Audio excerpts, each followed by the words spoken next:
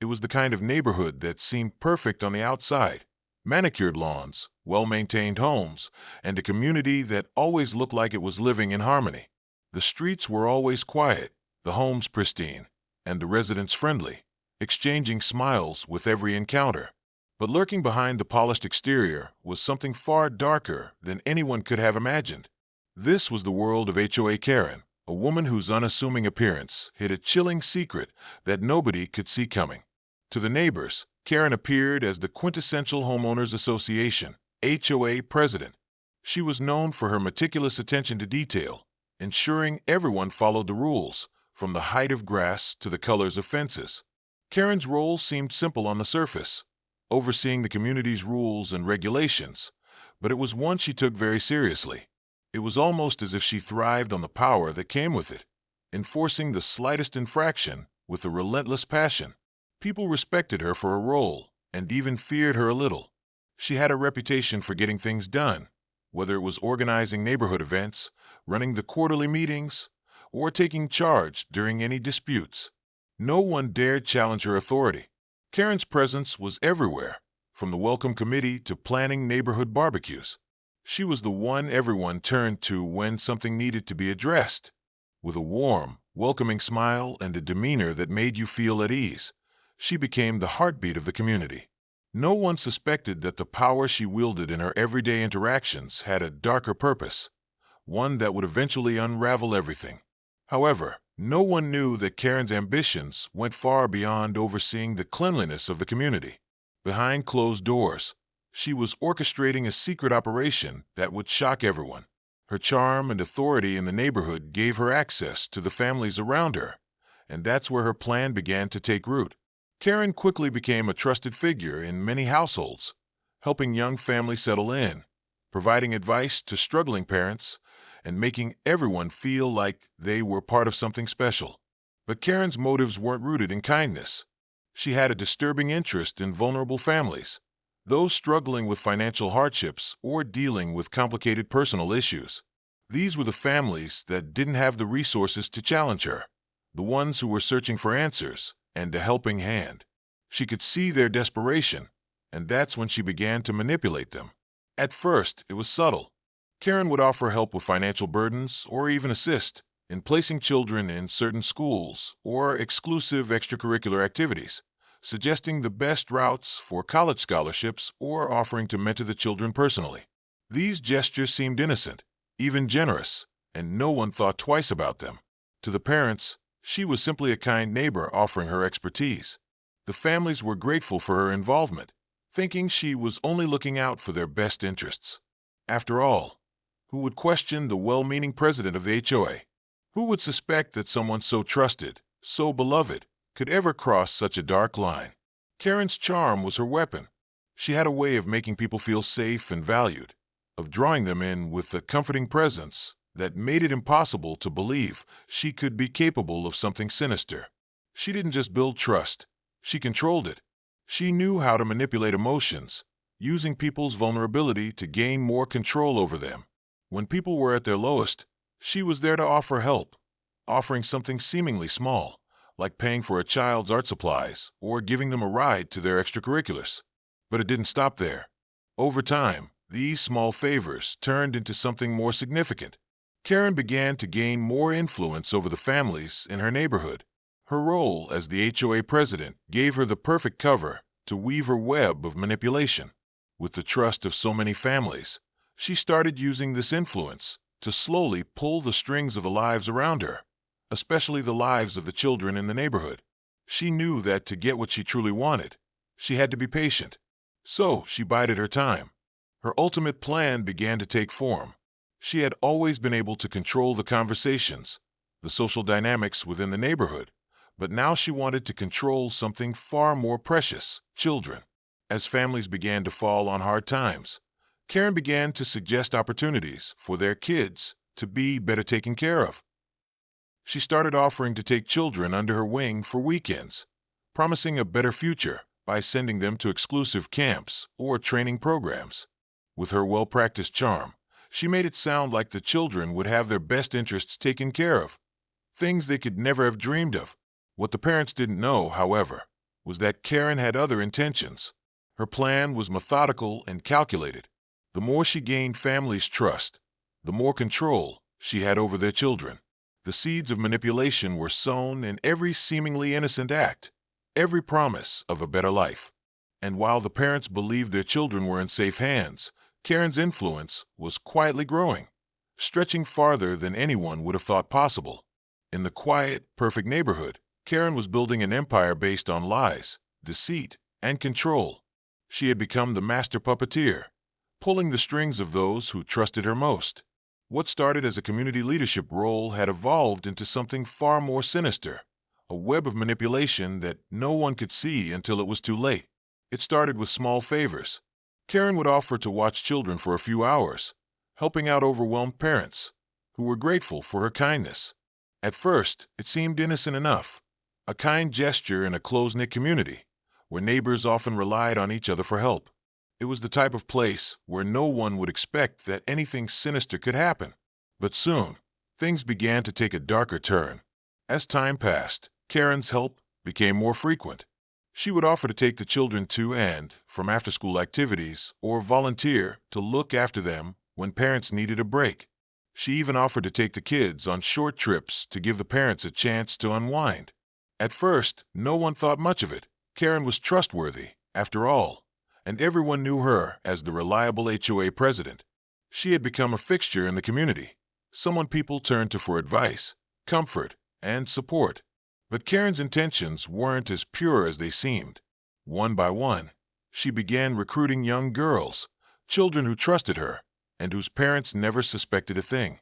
She knew exactly how to gain the trust of the parents. She would offer reassurance, telling them how much she cared for their children and that she simply wanted to help them achieve a brighter future. The parents were flattered by Karen's interest in their kids' well-being and saw her as a mentor, someone who had their best interests at heart. Karen's position in the HOA gave her an added layer of authority and trust, allowing her to manipulate situations in her favor. She would suggest opportunities for the girls, promising them scholarships to prestigious schools or offering to help them get into exclusive extracurricular activities that would give them an edge in their futures. For many parents, it sounded like a dream come true. What parent wouldn't want their child to have the best opportunities in life? But what the families didn't know was that Karen had connections to a far-reaching, illegal network.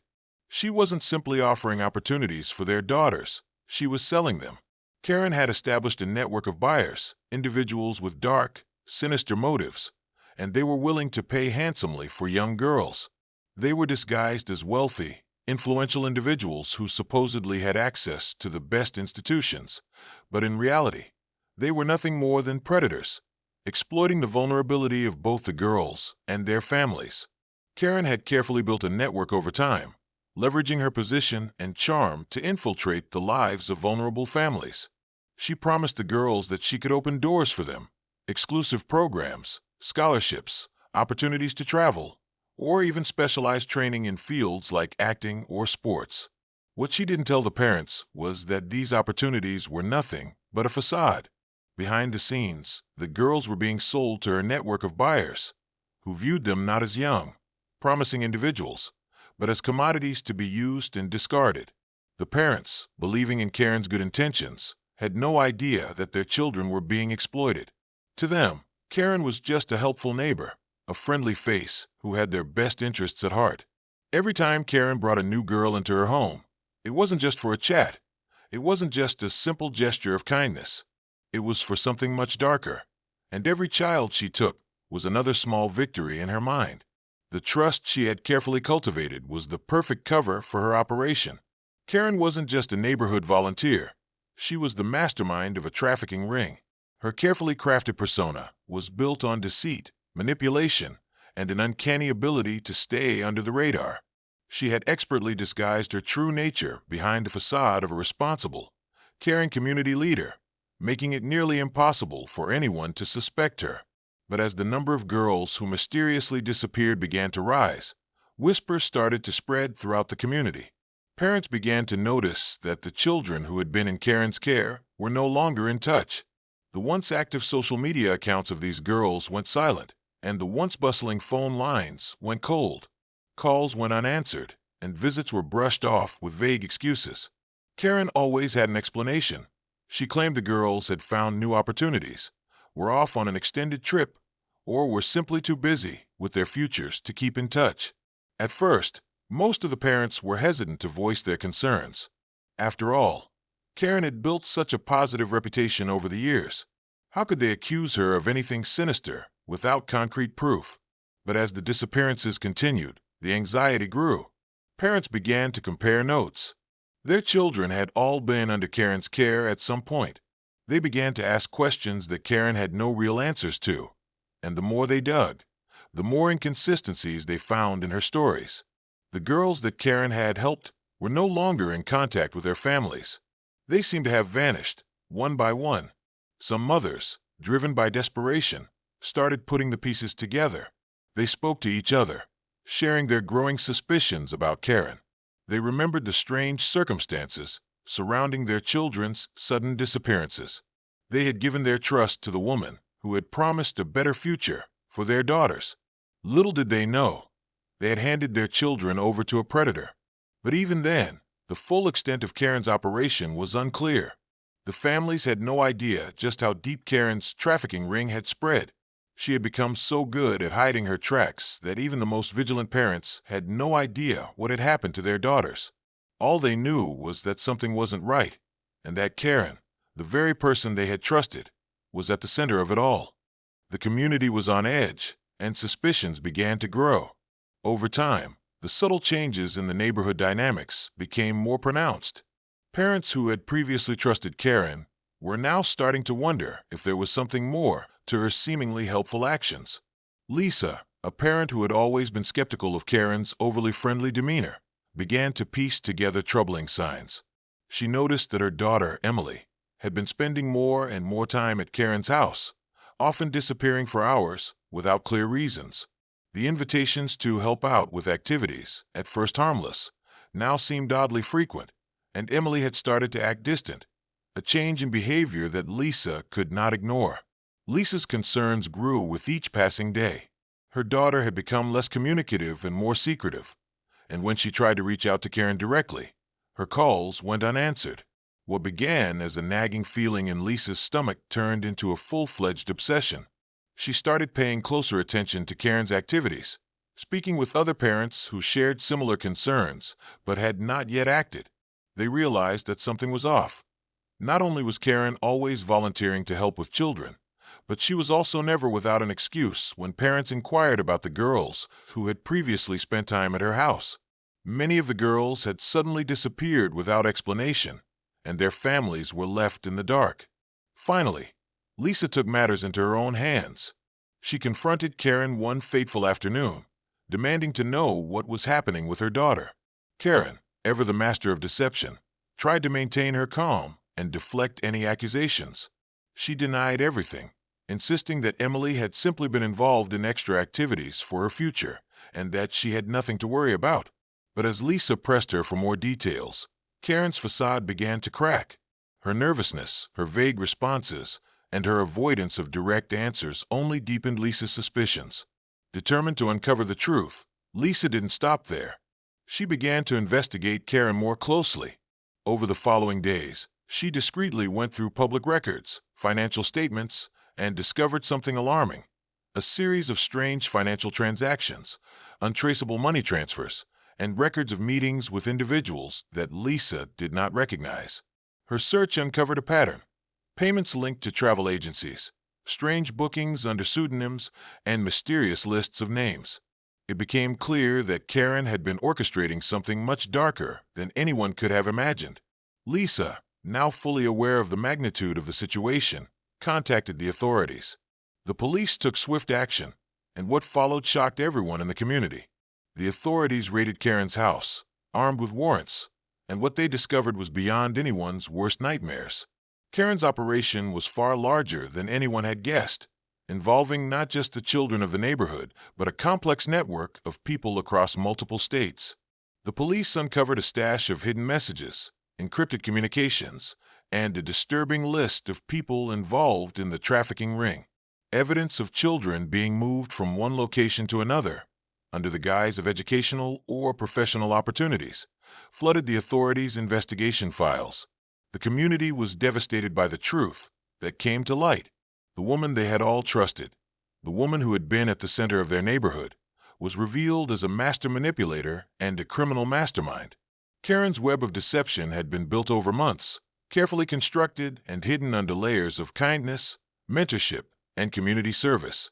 She had used her position of power to exploit vulnerable families and had been operating right under their noses. In the immediate aftermath of the police raid, Karen was arrested and charged with multiple counts of child trafficking, exploitation, and conspiracy. Her arrest shocked the entire community, and it felt like a nightmare come true. Families who had once welcomed her into their homes now found themselves questioning everything they had believed. Parents were devastated by the realization that their children had been under the influence of someone so manipulative and dangerous. The once peaceful and perfect neighborhood was now marred by the horror of betrayal, and the sense of security they had all taken for granted was shattered. However, amid the grief and anger, something remarkable happened. Lisa, despite the terror she had uncovered, became the pillar of strength in the aftermath. Her courage to confront Karen and take action had brought justice to the victims, and although the damage had been done, she stood tall, committed to ensuring that no one in the neighborhood would fall prey to another. HOA Karen. The community, though broken, rallied together. Neighbors who had once been strangers now leaned on each other, supporting the families that had been victimized. They attended therapy sessions together, and slowly, they began to rebuild trust, not just in each other, but in the strength they had found in themselves and in their collective resolve. They vowed never to forget the horror they had uncovered, but more importantly, they promised to be vigilant and to protect their children from anyone who might try to take advantage of their trust again. In the years that followed, the community worked to heal the wounds that had been inflicted. Karen's name became synonymous with betrayal, a constant reminder of how evil can hide in plain sight. The scars she left would never fade, but the strength of the community, led by Lisa's unwavering determination, ensured that Karen's reign of terror would never again take hold of their peaceful neighborhood.